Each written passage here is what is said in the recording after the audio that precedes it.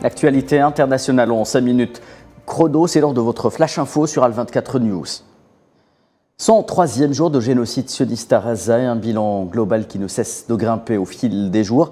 Des scènes d'horreur marquées par un bilan macabre qui a atteint les 24 448 martyrs, dont les 3/4 sont des femmes et des enfants, auxquels s'ajoutent plus de 61 500 blessés.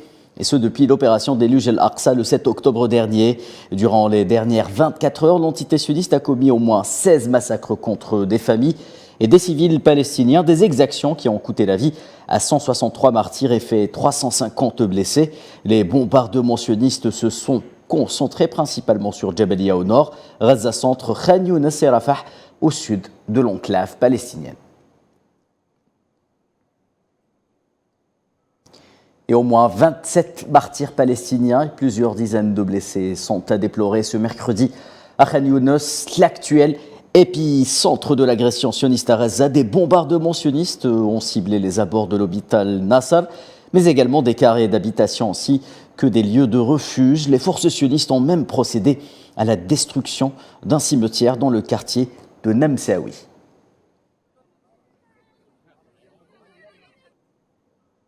Les crimes sionistes contre les Gazaouis ont également touché la zone de Deir el-Balah au centre de la bande de Gaza. 2 martyrs y sont tombés après des frappes sionistes qui ont également fait plusieurs blessés. Dans le quartier de Darj, ils sont au moins 25 Palestiniens à avoir été tués lors de bombardements sionistes ayant ciblé des maisons principalement.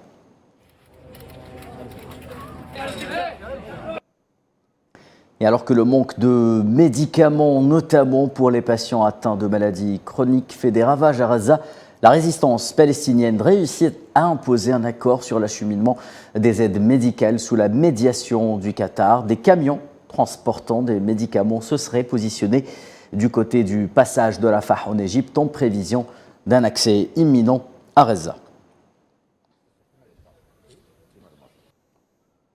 En Cisjordanie, une nouvelle escalade sioniste a fait au moins 9 martyrs et plusieurs blessés, notamment à Tulkaram et à Naplouse, qui ont été le théâtre de violentes incursions des forces sionistes, sans doute la plus hargneuse depuis le 7 octobre dernier. Environ 100 arrestations sont à signaler ce soir. Le président algérien Abdelmadjid Tebboune a reçu mercredi à Alger le ministre congolais des Affaires étrangères, de la francophonie et des Congolais à l'étranger, Jean-Claude Gakosso. Le président de la République, M. Abdelmadjid Tebboune, a accordé ce jour une audience au ministre des Affaires étrangères, de la francophonie et des Congolais à l'étranger, Jean-Claude Gakosso, lit-on dans un communiqué de la présidence de la République algérienne. De son côté, le ministre des Affaires étrangères algérien Ahmed Attaf a indiqué mercredi depuis Kampala en Ouganda que la cause palestinienne avait besoin de davantage de soutien de la part du mouvement des non-alignés. Dans une allocution prononcée lors de la réunion ministérielle préparatoire du 19e sommet du mouvement des non-alignés, Attaf a estimé qu'au regard de son poids moral et de ses positions constantes, ce mouvement peut accroître la pression diplomatique pour faire cesser l'agression sioniste contre la bande de Gaza.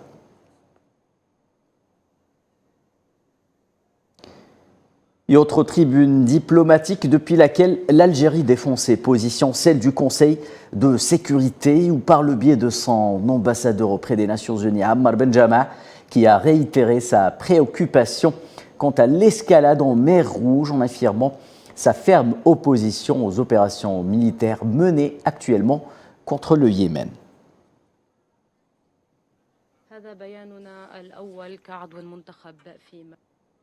C'est la fin de ce Flash Info. Rendez-vous dès 19h pour une page complète de l'information sur Al24 News.